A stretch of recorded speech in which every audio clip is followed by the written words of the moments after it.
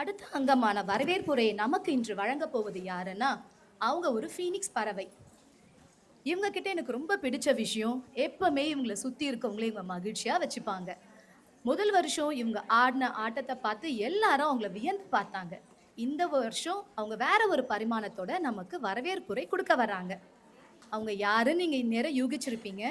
S, she is none other than Mrs Manjurajan அவர்களை மேடைக்கு அன்புடன் வரவேற்புரை வழங்க அழைக்கிறோம்.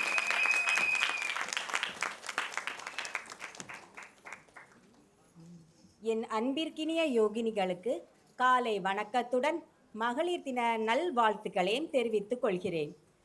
கவிஞர் கண்ணதாசனிடம் அழகான பெண் யார் என்று கேட்டபோது, பெண்களில் அழகான அழகில்லாத பெண் என்று யாருமே இல்லை என்றார். பெண் என்றாலே அழகுதானே என்றார். அதற்கேற்றாற்போல் அரங்கத்தை வண்ணமயமாக்கி நம் கண்களுக்கு விருந்தளிக்க வந்திருக்கும் அனைத்து சகோதரிகளையும் வரவேற்பதில் பெருமகிழ்ச்சி கொள்கிறேன்.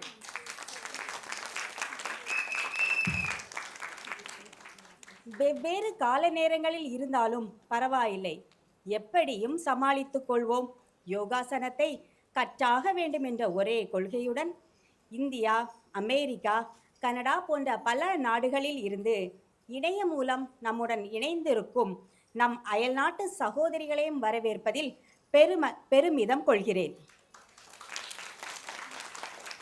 பெண்கள் பூ போன்று மென்மையானவர்கள் என்று வர்ணனை செய்வார்கள்.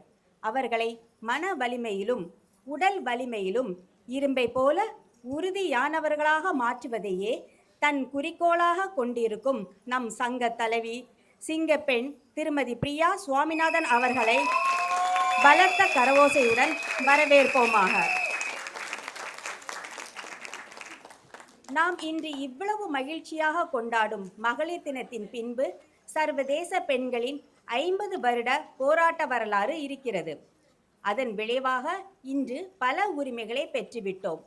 இருப்பினும் குடும்பத்தை முன்னிலைப்படுத்தி தன்னலம் காக்க தவறிய பெண்களை மனதில் கொண்ட நம் குரு தான் பெற்ற இன்பம் பெருக இவ்வையகம் என்ற நோக்கத்துடன் யோகா பயிற்சியை கற்பிக்கும் தன் முதல் பயணத்தை தொடங்கினார். கொரோனா காலகட்டத்தில் ஆரம்பிக்கப்பட்ட இணையவழி பயிற்சி வகுப்புகள் வாய்மொழி வாயிலாகவும் பல இணையதளங்கள் வழியாகவும் சிங்கப்பூர் மட்டுமின்றி கடல் கடந்து வாழும் நம் இல்லத்தரசிகளையும் இணைக்கும் ஒரு உறவு பாலமாகவே மாறியது. இந்த யோகா வகுப்பில் வாரத்திற்கு 4 நாட்கள் பயிற்சி கொடுத்து முதுகெலும்பை நிமிர்த்தினாலும் கூட உடனே வலி நிவாரணிகளையும் கற்றுக் கொடுப்பதில் கை தேர்ந்தவர்கள் நம் ஆசிரியர்கள். சந்தேகங்களை நிவர்த்தி செய்யும் விதமாக பிரத்யோக நேரடி வகுப்புகளும் நடத்தப்படுகிறது. மகளிர் தினத்தின் சிறப்பே நாம் அதை போற்றி கொண்டாடுவதுதான். அந்நாளை கோலாகலமாக்க மேடை என்றாலே ஓடும் பெண்களை கூட மயிலை போல ஆட வைத்து நடனமணிகள் ஆக்குகிறோம் நாம். மேலும் கைத்திறமை சுயதொழிலில் கலக்கும் நம் அணி பெண்களுக்கு ஆதரவு அளிக்கும் வண்ணம் அவர்களை பற்றிய தகவல்கள் நம் வாட்ஸ்அப் குழுவிலும் பகிரப்பட்டது. எவ்வளவு வலித்தாலும் நம் யோகினிகள் உமன்ஸ் வெல்ஃபேர் குழு நடத்தும் எந்த ஒரு நடவடிக்கையும் விடுவதில்லை. இவர்கள் மாதம் 2 முறை நீண்ட நடைப்பயிற்சி மேற்கொள்வர். இது நம் சகோதரிகள் பலரை சிங்கப்பூரில் நடந்த மாரத்தானில் பங்கு பெற தூண்டியது. நம் யோகினிகளின் கூட்டு முயற்சியாலும் கடின உழைப்பாலும் வெகு விமரிசையாக கொண்டாடப்படும் சர்வதேச யோகா தினம் அமர்க்களமோ அமர்க்களம். அன்று நம் பெண் புலிகள் 108 சூரிய நமஸ்காரங்களை செய்து சாதனை புரிந்தது அனைவரையும் ஆச்சரியத்திற்கு உள்ளாக்கியது. அன்றைய தினம் நம் மகளிருக்கு மார்பக புற்றுநோய் பற்றிய விழிப்புணர்வும் எடுத்துரைக்கப்பட்டது. வருமுன் காப்போம் என்பதற்கேற்ப யோகினிகள் உடல் பரிசோதனை, ஊட்டச்சத்து பரிசோதனைகளை செய்யவும் ஊக்குவிக்கப்படுகின்றனர். 4 பெண்கள் சேர்ந்தாலே அந்த இடமே களை கட்டும். நம் கலக்கல் ராணிகள் கிராபிக்கு சென்ற சுற்றுலாவை வர்ணிக்க வார்த்தைகளே இல்லை.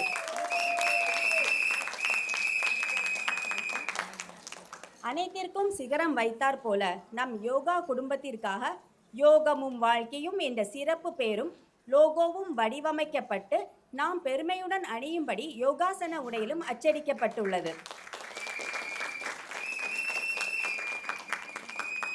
இத்தனை பெண்களை யோகா என்ற ஒரே கூரையின் கீழ் இணைத்து தன்னலம் பாராமல் சமூக தொண்டாற்றுகிற திருமதி பிரியா சுவாமிநாதன் அவர்களின் சேவையை பாராட்டி கடந்த ஆண்டு மாதவி இலக்கிய மன்றம் நடத்திய தமிழ் மொழி விழாவில் மாதவி கண்ட மாதரசி என்ற விருது இவருக்கு அளிக்கப்பட்டது என்பதை மிகவும் பெருமையுடன் தெரிவிக்கிறேன்.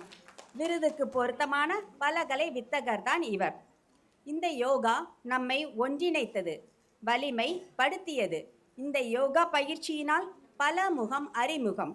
அதனால் நம் முகம் மலர்ந்தது, உள்ளம் மகிழ்ந்தது, நோய் பயந்தது, நேரமும் பறந்தது.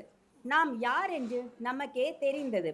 இந்த அரங்கை பாருங்கள், இதுவே நமக்கு கிடைத்த வெற்றி. இந்த பொக்கிஷத்தை நம் வருங்கால சந்ததிக்கு கொண்டு செல்வோம் என்று உறுதியளித்து விடைபெறுகிறேன். யோகமும் வாழ்க்கையும் ஒன்றாக வேண்டும். நன்றி. நமது 9 வருட யோகா பயணத்தை 5 நிமிடங்களில் நம் மனதில் பதிய வைத்த திருமதி மஞ்சுராஜன் அவர்களுக்கு மீண்டும் ஒரு பலத்த கரகோஷத்தை கொடுத்துடலாம்.